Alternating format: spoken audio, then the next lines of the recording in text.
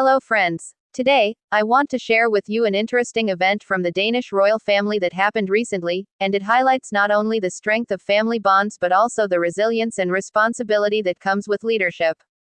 This past weekend, King Frederik of Denmark took a brief trip abroad.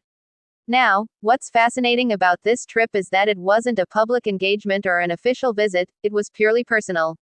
The king traveled to Berlberg, Germany, to visit family members, but notably, he did so without Queen Mary. At first, no one knew where King Frederik was. It was later confirmed on Sunday when we saw a picture of him in a German newspaper, standing alongside his cousin, Gustav Sane Wittgenstein Berlberg, his wife Carina Axelsson, and their little one-year-old son, Gustav Albrecht. This moment captured the king in a more intimate, family setting, away from the usual public duties. It's a reminder that even those with great responsibilities, like our monarchs, value time spent with family. We didn't see Princess Mafalda, who was born just a few months ago, but that's understandable given her young age. While King Frederik was away, Queen Mary stepped up in a big way. For the first time since becoming queen, she assumed the role of regent. Now, this is significant because the role of a regent is a powerful one. When the monarch is unavailable, the regent steps in to take charge of the state's affairs, and in this case, it was Queen Mary. This wasn't just a ceremonial duty. It was a constitutional one, ensuring that Denmark continued to be governed smoothly in King Frederik's absence.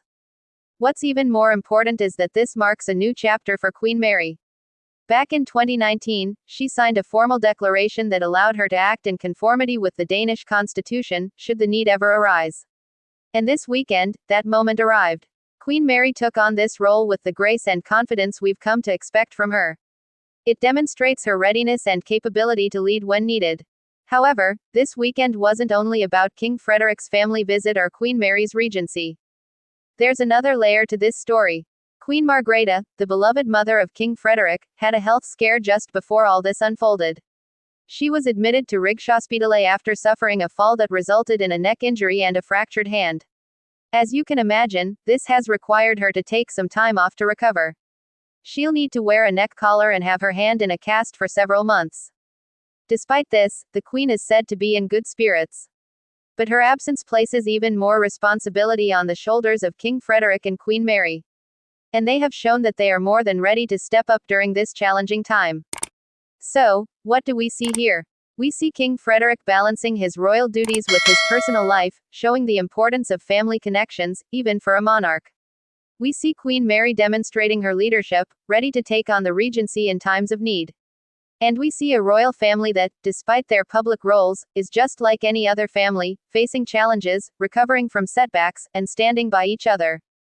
As Queen Margrethe continues her recovery, Denmark will undoubtedly rely more on King Frederik and Queen Mary to guide the nation.